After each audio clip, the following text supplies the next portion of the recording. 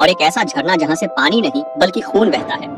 ये सब जगहें ऐसी हैं जिन पर यकीन कर पाना काफी मुश्किल है, लेकिन हकीकत में ये सभी जगहें इस दुनिया में एग्जिस्ट करती हैं। हालांकि इनके अलावा भी हमारी दुनिया में कई ऐसी मिस्टीरियस जगहें मौजूद हैं जिनकी मिस्ट्रीज ने साइंटिस्ट और रिसर्चर्स की भी नींद उड़ा रखी है। और आज की इस वीडियो में हम कुछ ऐसी ही मिस्टीरियस प्लेसेस के बारे में जानेंगे, इसलिए वीडियो को पूरा एंड तक जरूर देखना। Number 7, Mount रोरेमा।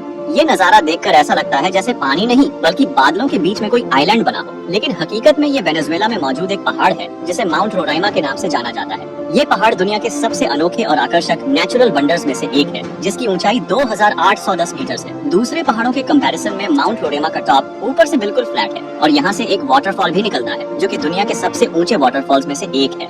नेशनल जियोग्राफिक की एक स्टडी के अकॉर्डिंग ये पहाड़ लगभग 2 बिलियन साल से भी ज्यादा पुराना है। लाखों सालों तक ये पहाड़ बाकी दुनिया से बिल्कुल कटा हुआ था, लेकिन फिर साल 1884 में सर एवरार्ड इस पहाड़ पर चढ़ने वाले पहले इंसान बने और तभी बाकी दुनिया को मालूम चल सका कि ये पहाड़ ऊपर से बिल्कुल फ्लैट है। जब इस पहाड़ पर रिसर्च की गई तो रिसर्चर्स ये देखकर बिल्कुल हैरान थे कि इस पहाड़ पर कई अलग अलग तरह के जानवर भी पाए जाते हैं। रिसर्चर्स को इस पहाड़ पर जानवरों और पेड़ पौधों की कुछ ऐसी किस्में भी मिल चुकी हैं जिन्हें इससे पहले कभी नहीं देखा गया था। इस पहाड़ पर पाई जाने वाली 53% स्पीशीज ऐसी है जो पूरी दुनिया में सिर्फ यहीं पाई जाती है। Number 6, Kelimutu tri coloured lakes. Indonesia में एक आइलैंड है जिसे फ्लोरेस के नाम से जाना जाता है। वैसे तो ये आइलैंड काफी ज्यादा खूबसूरत है और हर साल कई लोग यहाँ घूमने के लिए भी आते हैं, लेकिन इस आइलैंड पर 3 ऐसी अनोखी लेक्स मौजूद है जो अपने आप में काफी ज्यादा मिस्टीरियस है। ये तीनों लेक्स एक साथ एक ही जगह पर बनी हुई है, लेकिन इसके बावजूद भी इनका कलर एक दूसरे से बिल्कुल अलग है। मगर हैरान करने वाली बात सिर्फ इनके अलग रंग ही नहीं है, बल्कि हैरान करने वाली बात ये भी है कि ये तीनों लेक्स अपने कलर बदलती रहती है। ये लेक्स साल में 1 से लेकर 6 बार तक अपने रंग बदलती है, लेकिन आज तक कभी भी इन तीनों लेक्स का कलर एक जैसा नहीं देखा गया। फ्लोरेस आइलैंड पर जिस जगह ये लेक्स मौजूद है उसे कैलीमुटू नेशनल पार्क के नाम से जाना जाता है और पार्क अथॉरिटीज का कहना है कि इन तीनों लेक्स के नीचे एक्टिव वोल्केनो मौजूद है और वोल्केनो से जो गैसेस निकलती है वही शायद इन लेक्स के पानी के साथ केमिकल रिएक्शन करती है, जिसकी वजह से इन लेक्स का कलर बदलता रहता है। लेकिन कभी भी इन तीनों लेक्स का कलर एक जैसा क्यों नहीं हुआ, ये आज भी एक मिस्ट्री है।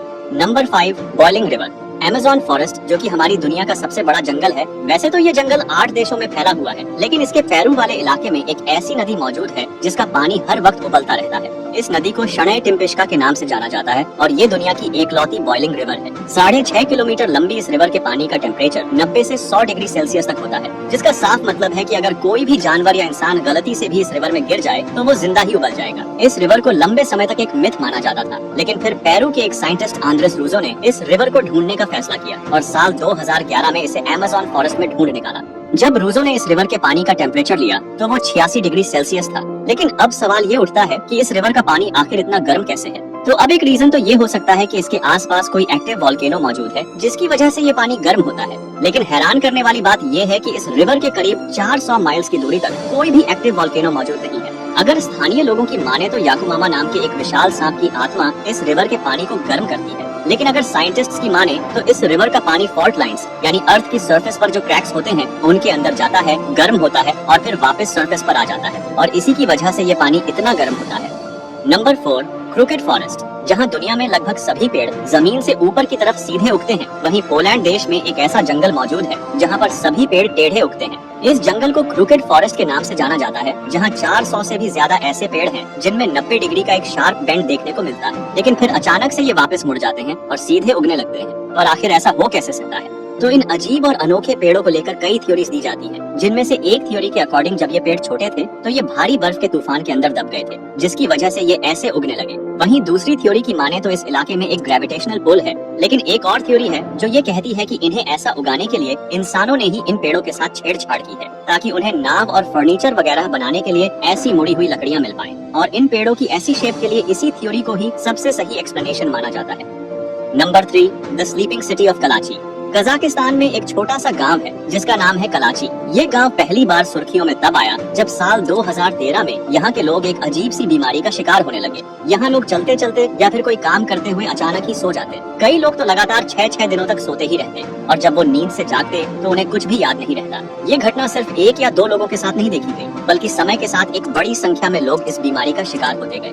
जब इस पर रिसर्च की गई तो शुरुआत में तो ये सोचा गया कि शायद यहाँ के खाने या पानी में कुछ ऐसा है जिससे लोग इस बीमारी का शिकार हो रहे हैं, लेकिन जांच में सब कुछ नॉर्मल आया। आखिरकार 2 साल बाद यानी साल 2015 में इस गुत्थी को सुलझा ही लिया गया। सामने आया कि इस गांव में एक बंद हो चुकी यूरेनियम माइन थी जिसमें बहुत सारी रेडॉन गैस भी थी, जिसके चलते वहाँ की एयर में कार्बन मोनोऑक्साइड की मात्रा बढ़ी हुई थी और ऑक्सीजन का स्तर गिर रहा था और इसी के कारण लोग इस बीमारी का शिकार हो रहे थे। Number 2, blood waterfalls. वाटरफॉल्स तो आप सबने कई देखे होंगे, लेकिन अंटार्कटिका में एक ऐसा वाटरफॉल मौजूद है जिसे देखकर ऐसा लगता है मानो पानी नहीं बल्कि खून बह रहा हो। टेलर ग्लेशियर से निकलने वाले इस वाटरफॉल को ब्लड फॉल्स के नाम से जाना जाता है, जिसे पहली बार साल 1911 में एक ऑस्ट्रेलियन जियोलॉजिस्ट ग्रिफिथ टेलर ने डिस्कवर किया था। कई सालों तक तो यही माना जाता रहा कि यहाँ से सच में खून बहता है, लेकिन जब इस पर रिसर्च की गई तो जो सामने आया वो इससे भी ज्यादा हैरान करने वाला था। पहले तो साइंटिस्ट ये देखकर हैरान थे कि बाहर का टेम्परेचर -17 डिग्री सेल्सियस होने के बाद भी ये पानी जम कैसे नहीं रहा है। तो इसके पीछे का रीजन ये निकल कर आया कि इस ग्लेशियर के नीचे एक लेक मौजूद है जिसके पानी में समुद्र के पानी से भी 3 गुना ज्यादा सॉल्ट है। अब क्योंकि सॉल्ट वाटर का फ्रीजिंग पॉइंट नॉर्मल वाटर से कम होता है, इसलिए ये जमता नहीं है और इस पानी के लाल रंग का होने के पीछे साइंटिस्ट ने पाया कि इसके पानी में पहाड़ों से निकलने वाला आयरन मौजूद है और जब किसी एक पॉइंट से ये पानी ग्लेशियर से बाहर आता है तो इसमें मौजूद आयरन हवा में मौजूद ऑक्सीजन से मिलकर आयरन ऑक्साइड में बदल जाता है और इसी वजह से इस पानी का रंग लाल दिखाई देता है। ये ठीक उसी तरह है जैसे लोहे पर जंग लगता है और वो लाल रंग का हो जाता है।